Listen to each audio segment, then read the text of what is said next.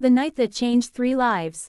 Snow fell like whispered secrets across the city streets, each flake catching the warm glow of streetlights and Christmas decorations that lined the sidewalks. The winter evening carried a special kind of quiet, the kind that wraps around you like a soft blanket and makes the world feel smaller, more intimate. That was just around the corner. Michael Richardson walked hand in hand with his 6-year-old daughter Emma through the peaceful downtown district. Their breath created small clouds in the cold air as they made their way back from dinner at their favorite Italian restaurant. Emma's pink winter coat was dusted with snowflakes, and her white knit hat sat perfectly on her blonde curls. She swung their joined hands back and forth, humming a Christmas song she had learned in school. "Daddy, look how pretty the snow is," Emma said, tilting her face up toward the sky. "It's like nature is having a party." Michael smiled down at his daughter, his heart warming despite the cold. "That's a beautiful way to put it, sweetheart. You always see the magic in everything." At 34, Michael had built a successful technology company from nothing, working long hours to provide the best life possible for Emma after her mother had left them when Emma was just 2 years old. The success had brought them financial security, a beautiful home, and all the opportunities money could buy. But moments like these, simple walks through the snow with his daughter, reminded him what truly mattered. They were passing the small downtown park when Emma suddenly stopped walking.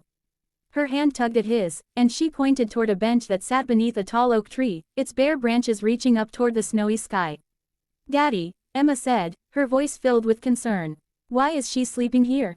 Michael followed his daughter's gaze and felt his heart tighten. On the bench, curled up under what appeared to be several thin blankets and a worn coat, was a young woman. Her blonde hair peeked out from under a red scarf that was wrapped around her head and neck. Even in the dim light, he could see that she was shivering, her body trying to find warmth in the freezing temperature. "She's not really sleeping, honey," Michael said softly, kneeling down to Emma's level. "She doesn't have a warm place to stay tonight." Emma's blue eyes grew wide with worry. "But Daddy, it's so cold. She could get sick." The woman on the bench stirred slightly, as if sensing their presence. She lifted her head, and Michael could see that she was probably in her late 20s, with tired eyes that held both sadness and a kind of quiet dignity. She noticed them watching and started to sit up, embarrassed. "I'm sorry," she said, her voice barely above a whisper. "I didn't mean to. I'll move along." "No, please," Michael said, standing up but keeping his voice gentle. "You don't need to go anywhere. I'm Michael, and this is my daughter Emma." The woman looked uncertain, glancing between Michael and Emma. "I'm Sarah," she said finally. "I don't want to cause any trouble." Emma stepped forward, her small face serious with determination. "Miss Sarah, are you hungry? We just had spaghetti, and it was really good. There was bread too, with butter." Sarah's eyes softened as she looked at the little girl. Despite her own situation, she managed a small smile. "That sounds wonderful, sweetheart. You're very kind to think of me." Michael watched the interaction between his daughter and this stranger, and something inside him shifted. He had always taught Emma to be compassionate, to help others when she could. Now she was showing him what that looked like in action, with the pure, uncomplicated kindness that only children possess. "Sarah," Michael said, making a decision that felt both impulsive and completely right. "When was the last time you had a warm meal and a safe place to sleep?" Sarah looked down at her hands, which were wrapped in fingerless gloves. It's been a while. I lost my job 3 weeks ago, and then my apartment. I've been staying in shelters when there's space, but they've been full lately with the cold weather." Emma tugged on her father's coat. "Daddy, she needs help. Can't we help her?" Michael looked into his daughter's earnest eyes, then back at Sarah, who was trying so hard to maintain her dignity despite her circumstances. He thought about their large, warm house with its many empty bedrooms, about the abundance they had while this woman faced a cold, dangerous night alone on the streets. "Sarah," he said, his voice firm but kind. "I know we just met, and I know this might sound strange, but would you like to come home with us tonight? We have plenty of room, and you could have a warm meal and a safe place to sleep."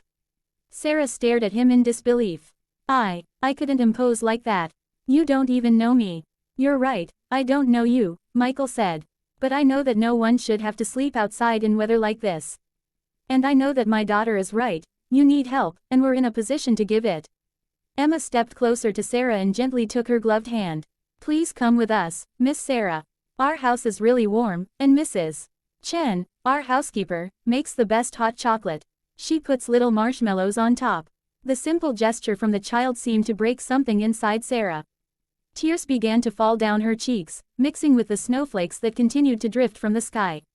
I don't know what to say, Sarah whispered. I never expected. People have been walking past me all week, and you're the first ones to even look at me like I'm human. Michael felt a pang in his chest. Everyone deserves to be seen, Sarah. Everyone deserves kindness. As they walked the 6 blocks to Michael's house, Emma chattered happily to Sarah, telling her about school, her favorite books, and her pet goldfish named Sparkles. Sarah listened with genuine interest, asking questions and laughing at Emma's stories. Michael found himself impressed by how naturally Sarah connected with his daughter, how patient and gentle she was despite her own struggles. The house, when they reached it, was everything Sarah had imagined from their conversation and more. It was a beautiful brick home with warm lights glowing in every window, welcoming and peaceful. But what struck her most was how it felt like a real home, filled with love and laughter, not just expensive things.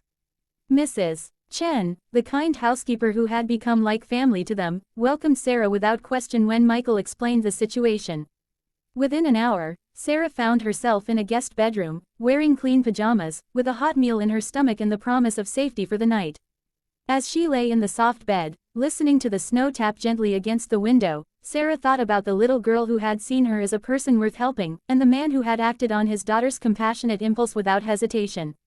In the days that followed, what was meant to be one night became a week, then 2, as Michael discovered that Sarah was a talented graphic designer who had simply fallen on hard times.